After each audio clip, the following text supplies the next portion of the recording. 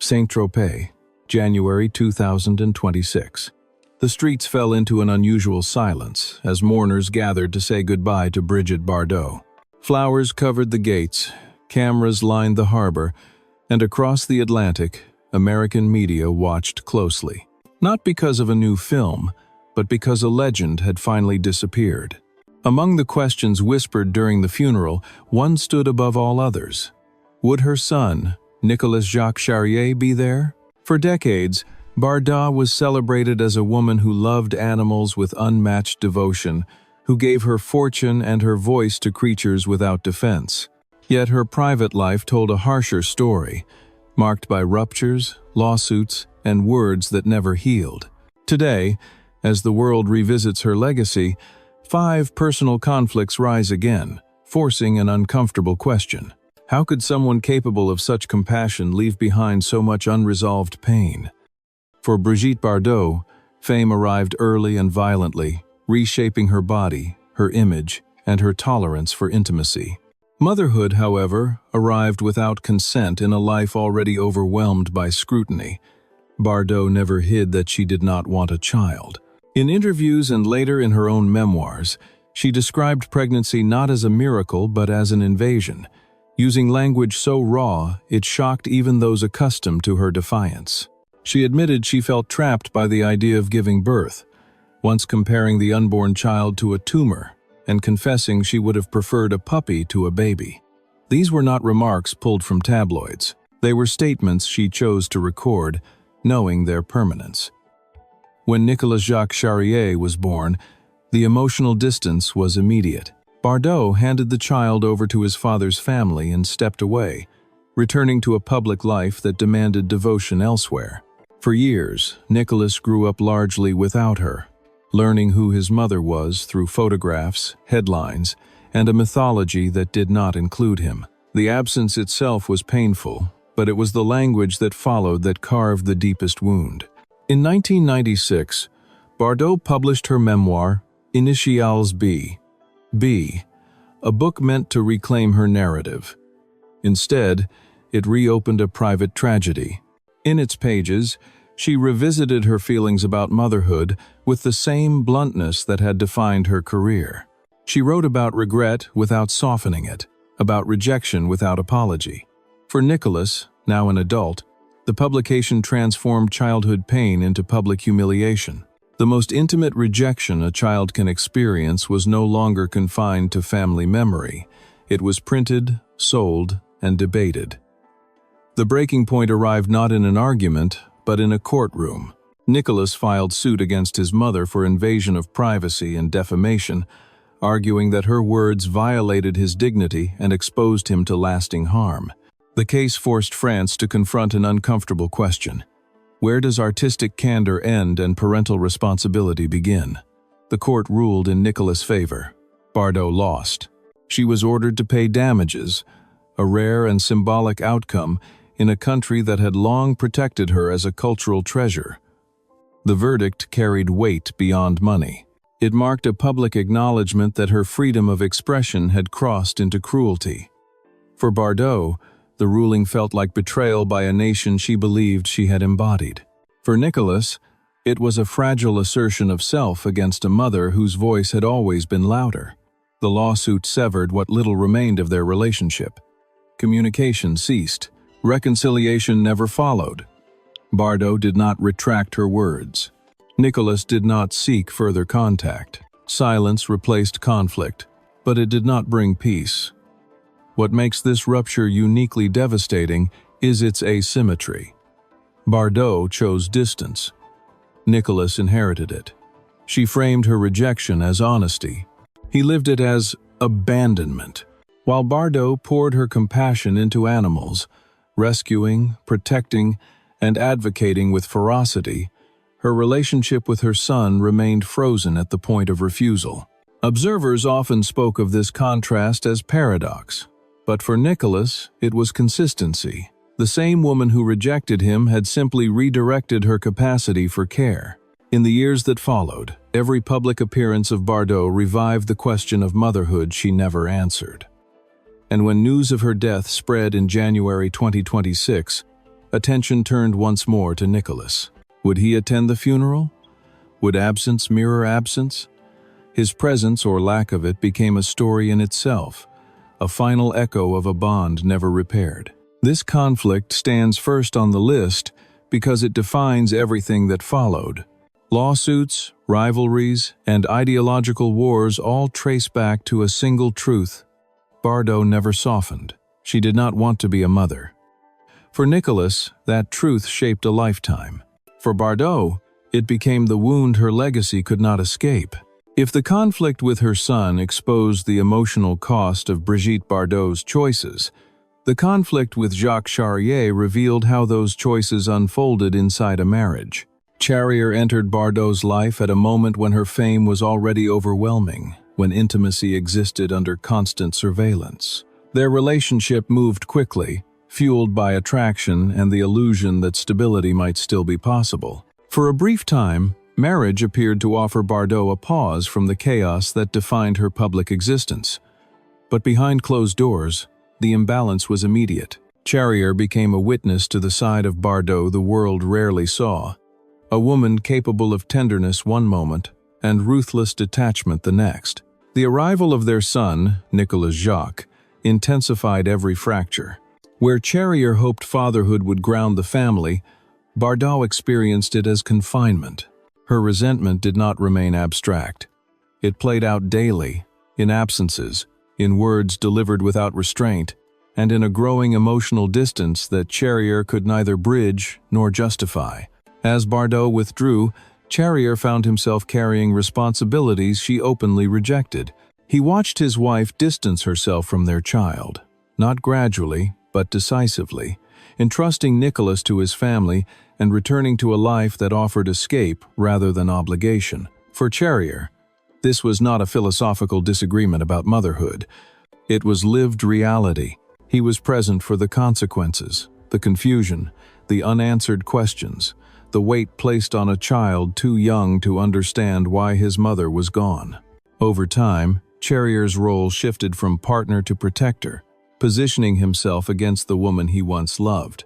The marriage deteriorated under the strain of irreconcilable values.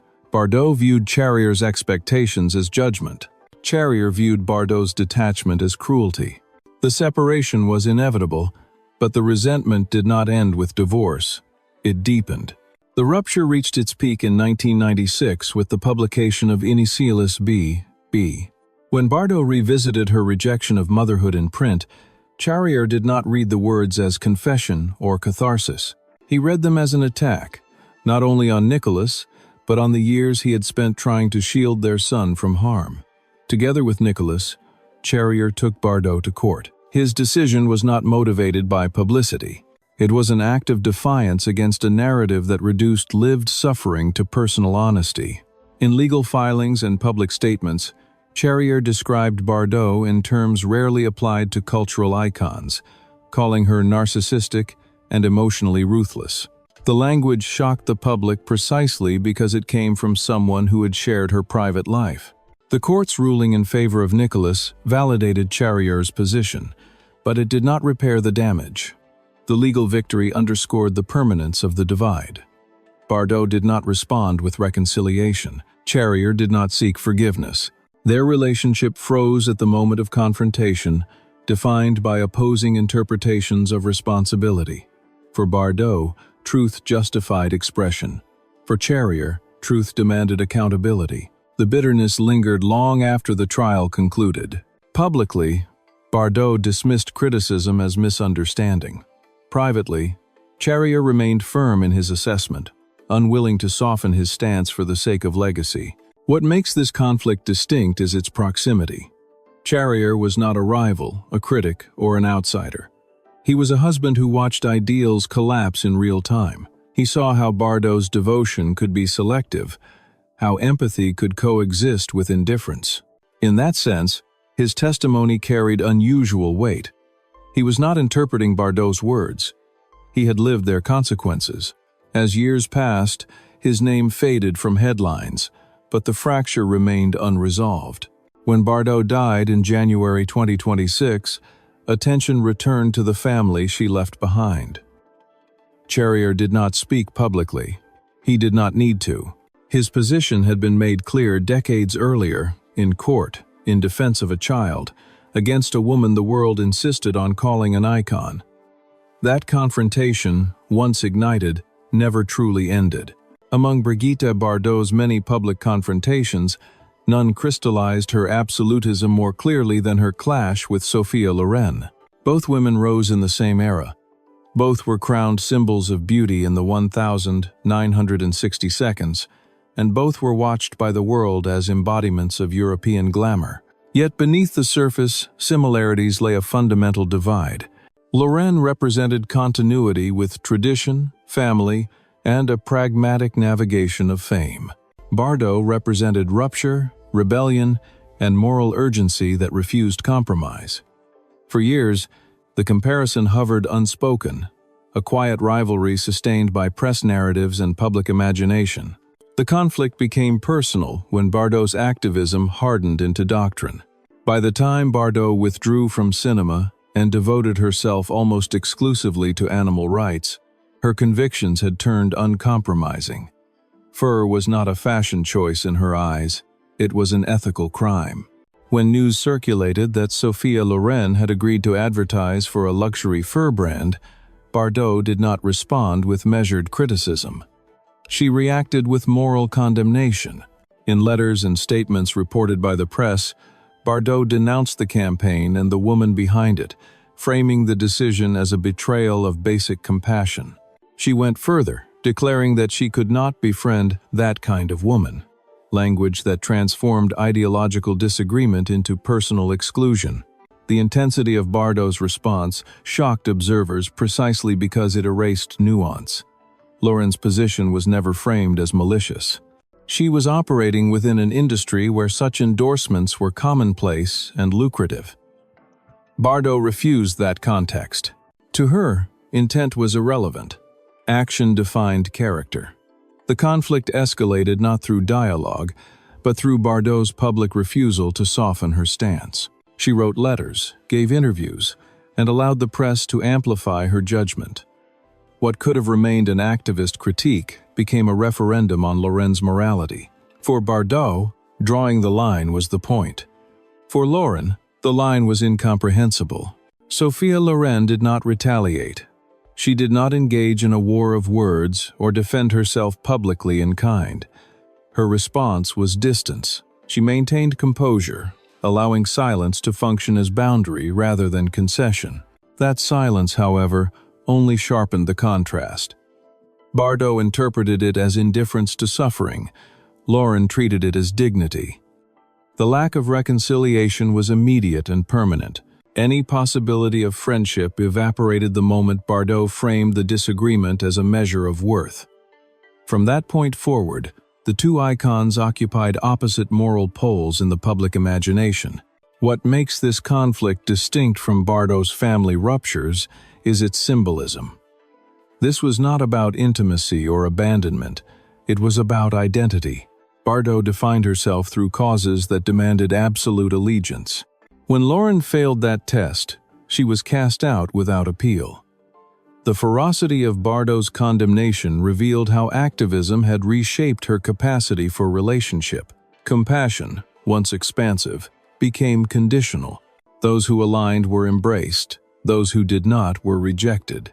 In that framework, friendship was impossible. The fallout extended beyond the two women. Their clash became shorthand for a broader cultural divide between moral purity and pragmatic coexistence. Bardot's supporters praised her courage and consistency. Critics accused her of sanctimony and cruelty disguised as virtue. Loren, by contrast, remained largely untouched by scandal, her silence reinforcing an image of restraint. Over time, the episode settled into legend, retold as an example of Bardot's refusal to compromise, even with peers of equal stature. In the final accounting of Bardot's life, the conflict with Sophia Loren illustrates a pattern that would repeat across decades. Bardot did not negotiate values, she enforced them. Once she judged an action as unacceptable, the relationship attached to it ceased to exist. For Loren, the cost was a severed connection she never sought to repair. For Bardot, the cost was isolation reinforced by certainty. When Bardot died in January 2026, the debate resurfaced in American media, reflecting on her legacy. Was she a moral beacon unwilling to bend, or a figure whose righteousness left no room for human complexity? The clash with Sophia Loren offers no easy answer. It shows only that when beauty met conviction, Bardot chose conviction every time, even if it meant turning against someone the world considered her equal. The conflict between Brigitte Bardot and Catherine Deneuve never needed a single explosive moment to become real. It unfolded slowly, through contrast, comparison, and a silence that spoke louder than confrontation. In French cinema, both women occupied thrones, but they ruled different kingdoms. Bardot embodied instinct, sensuality, and open rebellion. Deneuve embodied discipline, elegance, and controlled distance. Where Bardot rejected the rules of refinement, Deneuve mastered them. The industry and the public insisted on placing them side by side, two visions of womanhood forced into competition by an audience hungry for hierarchy. Bardot resented that framing from the beginning. To her, Deneuve's restraint read as artificial, a performance designed to please institutions Bardot had long rejected. The tension became personal through Bardot's words. Unlike Deneuve, who avoided public feuds, Bardot embraced provocation. In interviews, she dismissed Deneuve as bland, accusing her of lacking authenticity and hiding behind polish. These remarks were not framed as critique of acting style. They were judgments of character. Bardot positioned herself as honest to the point of brutality, implying that Deneuve's composure was a form of deceit.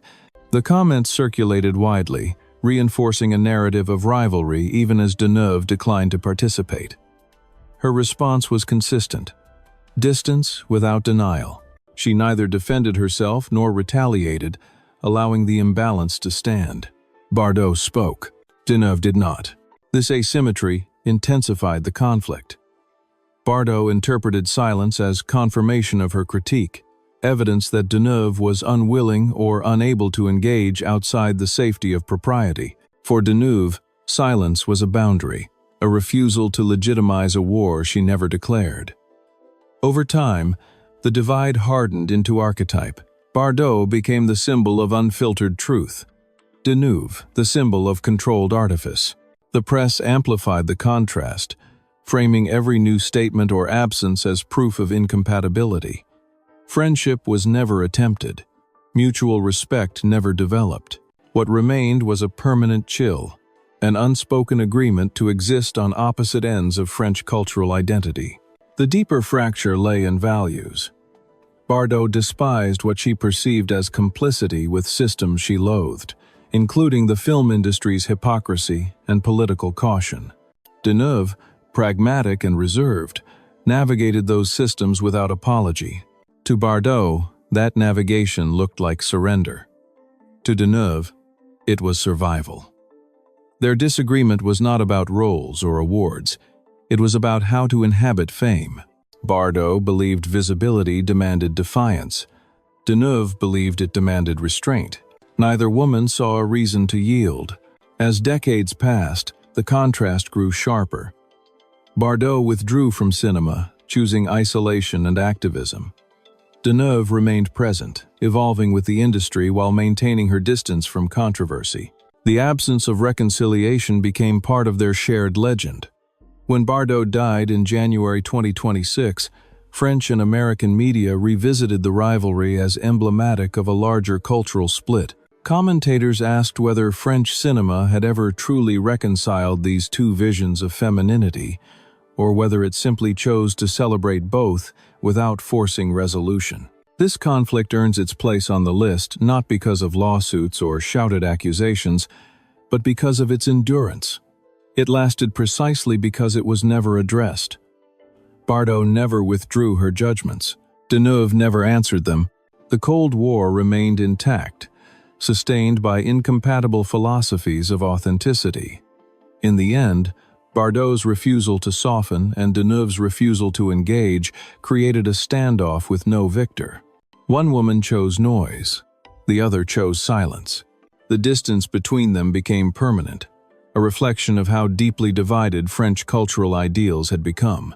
When Bardot's life was finally assessed in full, the absence of Catherine Deneuve from her story felt less like coincidence and more like conclusion. Some divides are too fundamental to bridge, especially when neither side believes it should. In the final chapter of her public life, Brigitte Bardot found herself isolated not by age or obscurity, but by history moving in a direction she refused to follow. When the Me Too movement erupted across Hollywood and Europe, reshaping how power, consent, and silence were discussed, Bardot did not hesitate. She stood openly against it. To many, her reaction felt not merely contrarian, but deliberately incendiary. Bardot dismissed actresses who spoke out about sexual harassment and assault as hypocritical and exaggerated, arguing that many had willingly used flirtation and seduction to advance their careers before reframing those experiences as victimhood. These statements were not offhand remarks. They were carefully articulated positions she repeated in interviews and open letters, fully aware of their impact. The backlash was immediate and severe. In France and the United States, artists, activists, and women's organizations condemned Bardot's comments as dangerous and dismissive. For a generation that viewed Me Too as a long overdue correction, Bardot's words sounded like betrayal from someone who had once symbolized female liberation. Bardot rejected that interpretation outright. She insisted that her experience in cinema had been different, that she had navigated male attention without perceiving herself as a victim, and that imposing a universal narrative of abuse erased personal agency. To Bardot, the movement represented moral panic rather than justice. To her critics, it represented accountability she refused to acknowledge. What made this conflict deeply personal was Bardot's unwillingness to distinguish between systemic abuse and individual experience. She framed the issue as a matter of character, not power. In doing so, she positioned herself against women who saw public testimony as survival rather than strategy. The debate quickly moved beyond nuance. Bardot became a symbol of generational rupture, a reminder that feminist progress is neither linear nor unanimous. Her comments were dissected across American media, with long-form essays questioning how a woman once celebrated for sexual autonomy could dismiss the suffering of others so easily. Bardot responded not with regret, but with defiance. She accused critics of censorship and hypocrisy, reinforcing her belief that she was being punished for honesty. This final clash differed from her earlier conflicts in one crucial way. There was no single individual to confront, no courtroom to arbitrate, no private reconciliation possible. The opposition was diffuse, global, and irreversible. Bardot had chosen her position, and the world responded by re-evaluating her legacy. For supporters, she remained a figure of unfiltered truth, refusing to bow to fashionable outrage. For detractors, she became emblematic of privilege, blind to harm. The polarization was complete. Bardot did not retreat. She did not clarify. She stood still as the conversation moved on without her.